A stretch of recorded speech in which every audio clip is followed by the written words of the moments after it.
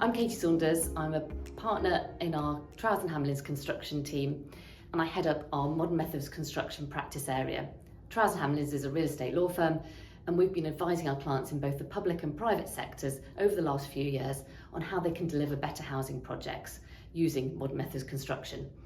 MMC has a number of definitions, but the DLUC definition of categories 1 to 7 includes categories 1 and 2, which are the volumetric and panelised systems, which is broadly what housing clients are thinking about when they're trying to move on the dialogue around MMC. So on paper, the concept of using modern method construction to design and build our homes seems a no-brainer.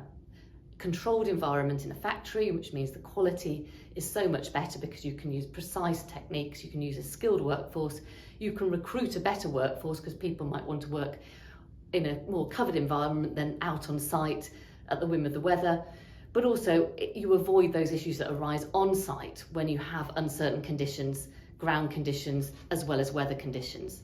So it does seem like a no-brainer to be using a factory-built environment to improve quality. However, in practice, the use of modern methods construction in housing throughout the UK has been much slower than expected.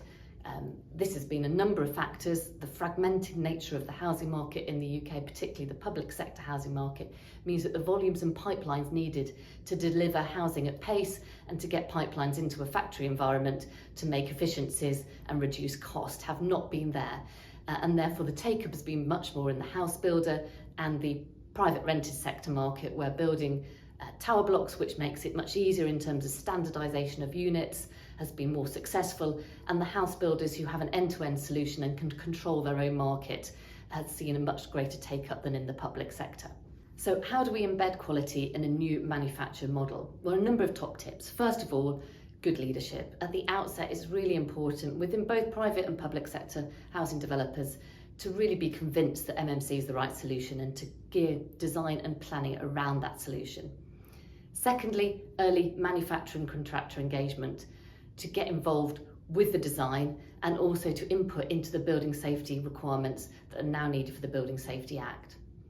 Thirdly, data. Data is really important to demonstrate that the quality that you're going to see through an MMC solution, and having some data of completed projects, reducing cost and time implications of defects on completion, as well as the reduced energy and operation and maintenance costs during the occupation of the properties, is essential to proving that we can deliver MMC in a much wider environment than the current market.